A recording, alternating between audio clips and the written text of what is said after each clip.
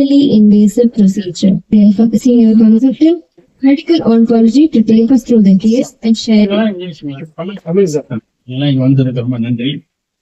அதாவது இந்த ப்ரொசீஜரை பத்தி நான் ஒரு ஜஸ்ட் ஒரு இன்ட்ரடக்ஷன் மட்டும் சொல்றேன். குறிப்பிட்ட இந்த நோயாளிக்கு அது எப்படி பயன்பட்டதுன்றது அவங்க பண்ண டாக்டரே சொல்லுவாங்க உங்களுக்கு.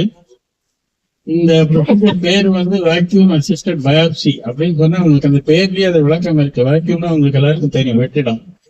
ஸோ இந்த பயாப்சின்றது நம்ம திசு எடுத்து பரிசோதனை பண்ணது. எல்லா கட்டியுமே பொதுவா நமக்கு திசு பரிசோதனை பண்ணாம இது திட்டவட்டமா எந்த வகையான கட்டியும் தெரியாது. கேன்சர் கட்டியா, இல்ல சாதாரண கட்டியா, இல்ல கேன்சர் ஆகக்கூடிய கட்டியா, அது மாதிரி பல வித்தியாசங்கள் இருக்குது. இது தெரியணும்னா நம்ம திசு பரிசோதனை பண்ணிதான் ஆகணும். ஸோ அதுல உங்களுக்கு எல்லாருக்கும் தெரிஞ்சிருக்கும், பயாப்சின்றது யூஸ்வலா ஒரு சாதாரணமா ஒரு ஊசி போட்டு இல்ல வெட்டி ரெண்டு முறையில எடுப்பாங்க.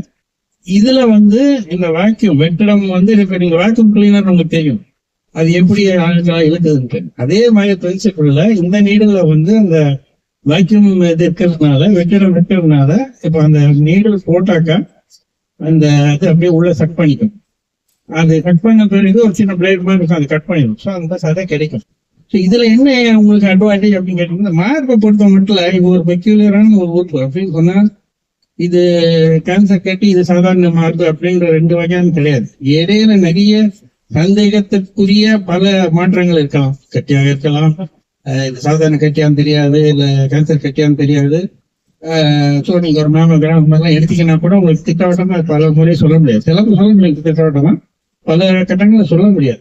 ரெண்டாவது ரொம்ப சின்ன கட்டியா இருக்கலாம், அல்லது இந்த கால்சிஃபிகேஷன் சொன்னாங்க, கால்சியம் இந்த மாதிரி ஏற்கனவே அறுவை சிகிச்சை செய்த பெண்மணியா இருக்கலாம். அறுவை சிகிச்சை செய்த மாற்றங்களாலே கன்ஃபியூஷன் வரும். இது மாதிரி சந்தேகத்திற்குரிய சிச்சுவேஷன்ஸ்ல இது ஒரு குறிப்பிட்ட ஒரு அனுகூலம் அட்வான்டேஜ் என்னன்னு பாத்தீங்கன்னாக்கா, இது மினிமலி இன்வேசிவ் ப்ரொசீஜர் அப்படின்னு சொன்னா, இதுல நம்ம குறிப்பிட்ட இது இந்த ஹைலைட் பண்றோம் அப்படின்னு சொன்னா, இந்த மாதிரி எல்லாம் பல விதமான அணுகுமுறைகள் இருக்குதுன்றது பொதுமக்களுக்கு உங்கள் மூலமா தான் தெரிய வரும்.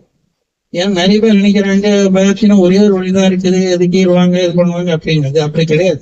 இது ஒரு நான் இன்வேசிவ் ப்ரொசீஜர் அப்படின்னு சொன்னா, மினிமலா அவுட் பேஷண்ட் தான் இதுல ஸ்டிச்சஸ் கிடையாது, கட்டிங் கிடையாது, எதுவுமே கிடையாது. அதனால ஒரு சின்ன ஒரு நிக் மாதிரி பண்ணுவாங்க தவிர வேற எதுவும் கிடையாது. ஸோ அது ஒரு Thank you, sir, for the Rajsiddhartha clinical lead and senior. இந்த ப்ரொசீஜர் திருப்பி நாங்க ஏன் ப்ரொசீஜர்னு சொல்றோம்னா, இது சர்ஜரியே கிடையாது. ஸோ பேஷண்ட் அட்மிட் ஆகிட்டு இந்த ஓபி பேசிஸ்லயே அந்த ப்ரொசீஜர் பண்ணிக்கலாம். மரத்துக்கு ஒரு ஊசி மட்டும் போட்டு ஓபில பண்ணிக்கலாம். இல்ல அவங்களுக்கு கொஞ்சம் பதட்டமா இருந்துச்சு அப்படின்னா தியேட்டர்ல கூட வச்சு செடேஷன் கொடுத்துட்டு மினிமலா அனஸ்தீசியா கொடுத்துட்டு அவாய்டிங் அன்வான்டட் ட்ரக்ஸ் கொடுத்துட்டு மார்னிங் அட்மிட் ஆனாங்கன்னா ஆஃப்டர்நூனே டிஸ்சார்ஜ் ஆயிடலாம். They can resume their duties. So என்னோட மெயின் இதுவே எம்பசஸ் இதை ஒரு ப்ரொசீஜரா தான் கன்சிடர் பண்றோம். இது ஒரு சர்ஜரி கிடையாது. இதை இன்னும் ஸ்கிரீனிங் ப்ரொமோட் பண்ணணும். இந்த மாதிரி வேக்யூம் அசிஸ்டட் எக்ஸிஷன் பயாப்சி ப்ரொசீஜர் பத்தி தான் இன்னைக்கு நம்ம டெமான்ஸ்ட்ரேட் பண்ண போறோம். சொன்ன மாதிரி இப்போ எல்லாருக்கும் அந்த அப்நார்மல் டிஷ்யூஸ் சாதாரண கொழுப்பு கட்டி மாதிரி வளர்ந்துட்டு வருதா, இல்ல ஃபியூச்சர்ல ஏதாவது தொந்தரவு கொடுக்கும் போதா, இந்த சமயத்திலேயே நம்ம எடுத்துடலாமான்னு பார்க்கறதுக்கு தான் இந்த மாதிரி ப்ரொசீஜர்ஸ் நம்ம பண்றோம். அதே யங் ஏஜ் குரூப்ல பார்க்கும்போது கொழுப்பு கட்டி பார்க்கறது தான் ஜாஸ்தி. அண்ட் சில பேருக்கு அந்த கொழுப்பு கட்டி வளர சமயத்துல அது கொஞ்சம் டிஸ்டார்ட் பண்ணலாம், வலினால சிம்டம்ஸ் ஜாஸ்தியா இருக்கலாம். ஸோ இந்த மாதிரி சாதா கட்டிங்களுக்கு ஒரு பெரிய சர்ஜரி பண்ணாம சின்ன ப்ரொசீஜர்லயே கட்டி ஃபுல்லா வெளில எடுக்கிறதுக்கு தான் நம்ம வேக்யூம் அசிஸ்டட் எக்ஸிஷன் பயாப்சி பண்றோம். இதோட மாதிரியே ஸ்டிச்சஸ் எதுவுமே இருக்காது, ஸ்கார் எதுவுமே இருக்காது. இது ரெண்டும் ரொம்ப முக்கியம் யங் விமனுக்கு. அதுக்கு மேல ஜெனரல் அனஸ்தீசியா தேவைப்படாது. ஸோ லோக்கல் அனஸ்தீசியா அந்த இடத்துல மட்டும் மருத்துவ ஊசி கொடுத்து ப்ரொசீஜர் பண்ற மாதிரி இருக்கும். ஸோ அதே சமயத்துல நம்ம இந்த கட்டி என்ன நேச்சர்னு பார்க்கறதுக்கு ஐடென்டிஃபை பண்ணிக்கலாம். பிளஸ் ரெண்டாவது அட்வான்டேஜ் என்னன்னு கேட்டீங்கன்னா, அதே சமயத்துல ஃபுல்லா கட்டிய வெளியில எடுத்துருக்கோம். So it's a dual procedure and இதை ஜூம் பண்ணிக்கலாம். டிப்லாம் we will have a small opening. அந்த ஓப்பனிங் மூலமா தான் நம்ம இந்த டிஷ்யூஸ் ஃபுல்லா சக் கம்ப்ளீட்டா எடுக்கலாம்.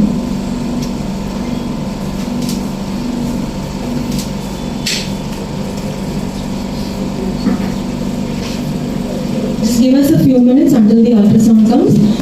சரி சரி. So இது ஒரு கட்டின்னு யோசிக்கலாம். This is the olive we have placed inside. அது கட்டின்னு நம்மளுக்கு இப்போதைக்கு யோசிக்கலாம்.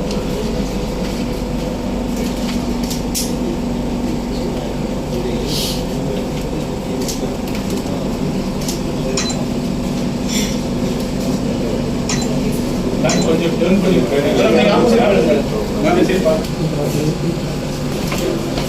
இடத்துல வந்து Light எங்க வச்சு. பார்த்துட்டு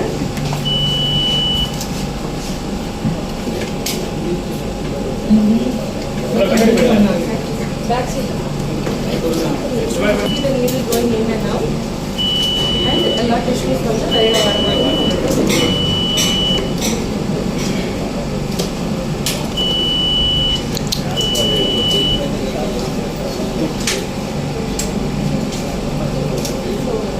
இன்னொரு அட்வான்டேஜ் என்னன்னா இந்த டிஷ்யூஸை வந்து நம்ம கட் பண்ணி எடுக்கிற சமயத்துல எந்த டிஷ்யூ அட்வான்டேஜ் இது வெளியில எடுத்த பிறகு டிஷ்யூஸ் எல்லாமே இந்த இடத்துல கலெக்ட் ஆகும். So we remove the whole thing and we sent the tissues for testing. So this is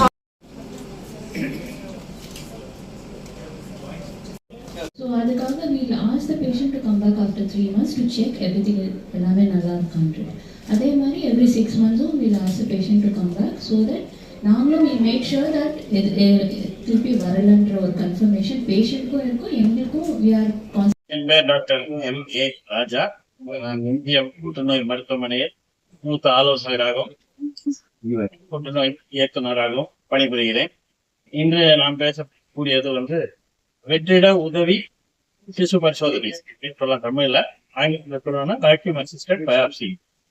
இது குறிப்பா மார்பக புற்றுநோய் உடைய சூழ்நிலையில அது எப்படி உபயோகம் அப்படின்னு சொன்னா புறநோயாளியாக செய்யலாம். அவர் அந்த பக்க விளைவுகள் மிக குறைவாக செய்யலாம். தழும்பு கையல் எதுவும் இல்லாமல் செய்யலாம். இது போன்ற பல அனுகூலங்கள் இருக்கின்றன. இது எல்லா கட்டிக்கும் பொருந்தாது. எங்கு அது பொருந்துமோ அது நிச்சயமாக அது ஒரு கூடுதலாக ஒரு பெனிஃபிட்டா அந்த நோயாளியோ அந்த பெண்மணிக்கு சிலப்போ சாதாரண கட்டியா கூட இருக்கலாம். இது ஒரு நோயுடைய தன்மையை கண்டுபிடிக்கும் பரிசோதனையாகவும் இருக்கலாம். சில தருணங்கள் அதை சிகிச்சை செய்யும் முறையாகவும் இருக்கலாம். இதுதான் இதனுடைய முக்கியத்துவம். இதை வந்து உங்கள் மூலமாக பொதுமக்களுக்கு அதை தெரிவிக்க வேண்டும் என்பதுதான் எங்களுடைய நோக்கம். ஏன்னா டயக்னோஸ் பண்ணிக்கிறதுக்கு ஃபாலோ அப்ல வைக்கணும். இந்த கட்டியோடைய ஷேப் வந்து கொஞ்சம்